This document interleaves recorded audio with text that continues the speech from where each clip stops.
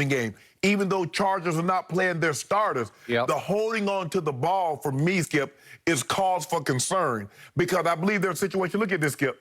Now, there's nothing there. Well, he throws that was an out route, what we call an out route, Skip, and he had the guy wide open. Just take it. Okay. You got your running back. Just dump the ball to your running back right there coming in your picture. Just dump it to him. And I think sometimes you try to make plays, and you can get away with that in college. And occasionally in the NFL, you see guys will hold the ball and spin, and you see Mahomes and Josh Allen, Lamar Jackson can get away. But more times than not, you're asking for trouble. You're asking for somebody to get the ball out. And they almost swiped and got it out there. So for me, Skip, I believe Jimmy G is going to start the season. Do I believe Jimmy G is going to finish the season? No. Do I believe Jimmy G will make it halfway through the season? I don't. But I just believe that Jimmy G will start the season for the first 2, 3, maybe 4 games, and then Trey Lance is going to bring it home. Okay. So is it fair to say that you believe that Kyle Shanahan and company, the whole, obviously John and the whole 49ers management, is it fair to say that they have lost faith in Jimmy Garoppolo? Well, they traded next year's pick. Thank you. So just for the record, is it fair to say you have lost a lot of faith in Jimmy G? Skip, you know I'm a big believer. You got to stay healthy. He just can't stay healthy, and then he turns the ball over a lot of times when he is healthy. Okay, so is it possible that in San Francisco that it is soured to the point in the locker room where they believe that Jimmy is just sort of snake bitten, like what can go wrong will go wrong with him, and that Jimmy is starting to feel, because he seems like a good kid, he's still a kid to me, it's like it's seeping into his psyche that, well, they don't really completely believe in me, so I don't completely believe in me either. Right? That's what I'm seeing from his body language.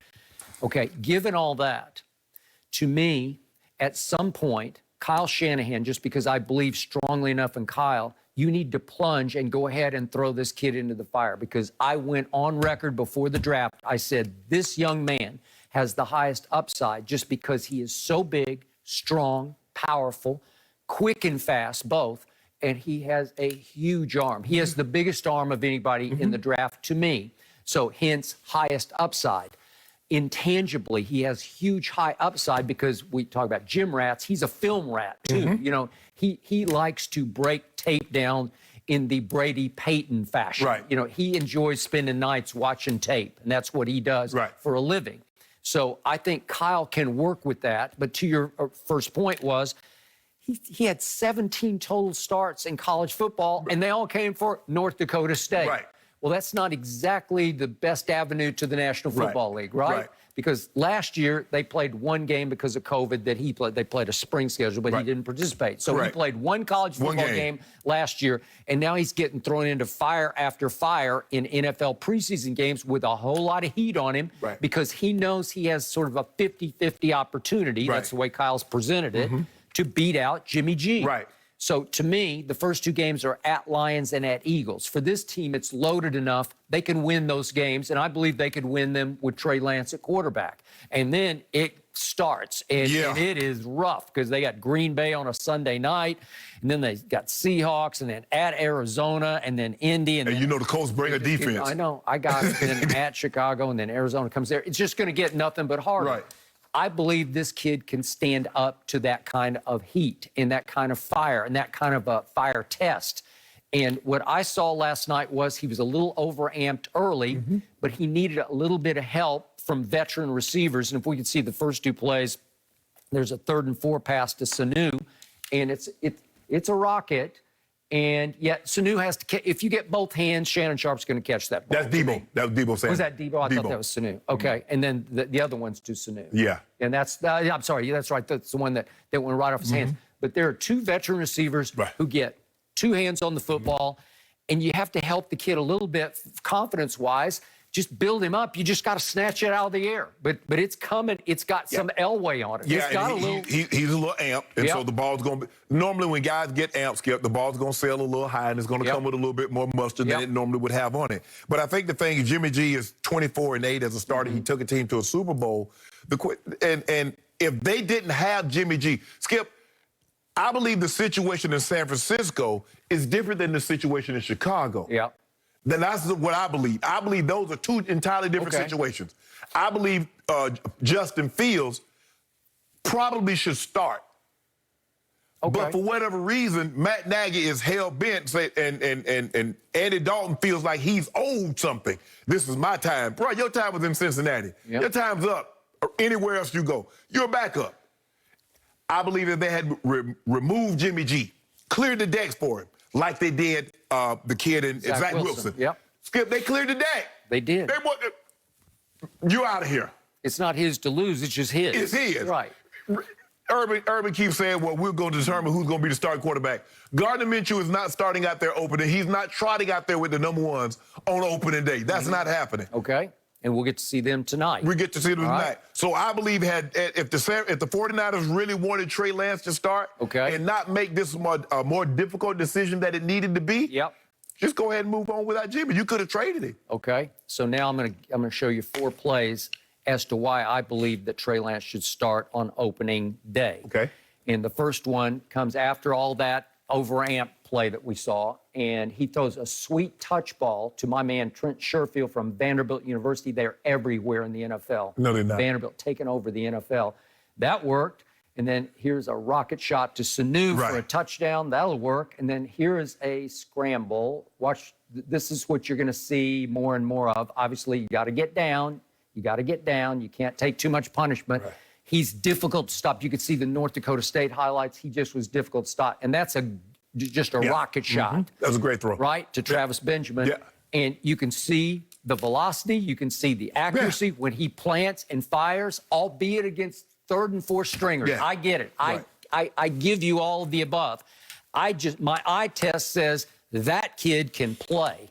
And the backstop for that kid is named Kyle Shanahan. If anybody can prop up a young quarterback and get him through the night of the first couple of games on the road, Kyle Shanahan could. Don't you believe in Kyle? I do. I do believe in Kyle, Skip. And I believe if they had Detroit and Philly at home, you'd probably be right. You probably would start the kid. But since it's on the road, I believe they're going to start Jimmy G. And I believe Jimmy G makes it at least to week 4. I think he's going to start against the Packers and the Seahawks. To me, I don't get the mindset of, we'll go with Trey in game 5. Well, why wouldn't you, if you're going to go with him in game 5, just go with him in game 1. Why would you do that to your football team? Because, Skip, look. What if Jimmy G does get you to 4-0? You ain't going to Trey Lance. No. Skip, that's what you're really hoping. I mean, Skip, I know Kyle is saying the kid's going to play and we want him to play.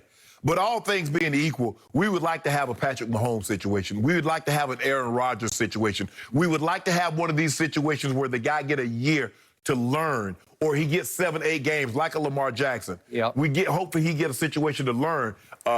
Josh Allen was going to probably not play as early as he did, but somehow they went to Peterman. And we know what happened out here, Skip. He had the worst day in the history of a quarterback when he threw 5 picks, and a couple of them probably got returned. And so they went to Josh Allen a lot. And guess what? If Jimmy G goes to Detroit and stinks it up, they're going to go to this kid probably a lot sooner than they anticipated. I can see him going to Philly. They probably won't come home. They'll probably stay on the East Coast, Skip, because both games are on the East Coast. They would probably just stay there, practice somewhere in Detroit, and then just going down to Philly. It doesn't make a whole lot of sense, Skip. Play Detroit, fly all the way back across the West Coast, and then turn around and go way back cross country on a Friday. Nah, I don't see that happening. I could make a case that it'll be easier for him to start on the road than at home. Just less pressure. You don't have to sort of live up to the standing ovation you're going to get when you first trot out on the field. That's just me. I think this kid is built to take it. I believe that the head coach is built to take it for him. And the better question is, what if Trey Lance could start 4-0? I mean, what if you did? Then would you not be off to the races? 4-0. Packers, Seahawks, sprinkled in there. It's tough. No, I got it. I think this team is good enough. And remember, what do you always tell me? And what do we always say? Quarterback's best friend is the running game. Who just has it every year?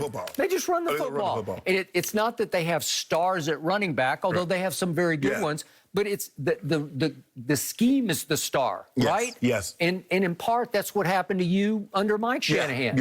The scheme worked with all your cutbacks. They weren't drafting first-round draft picks. They got TD. They signed me. They got Orlando sixth round. Yep. Orlando's Carroll Gary, Davis. things of that nature. Skip. Bobby Turner, who's the running back coach, he's always going to be with Kyle Shanahan. He followed him from Denver to Washington. It was with Kyle when Kyle was in Houston. It was with Kyle when he was in Atlanta, and followed him to San Francisco.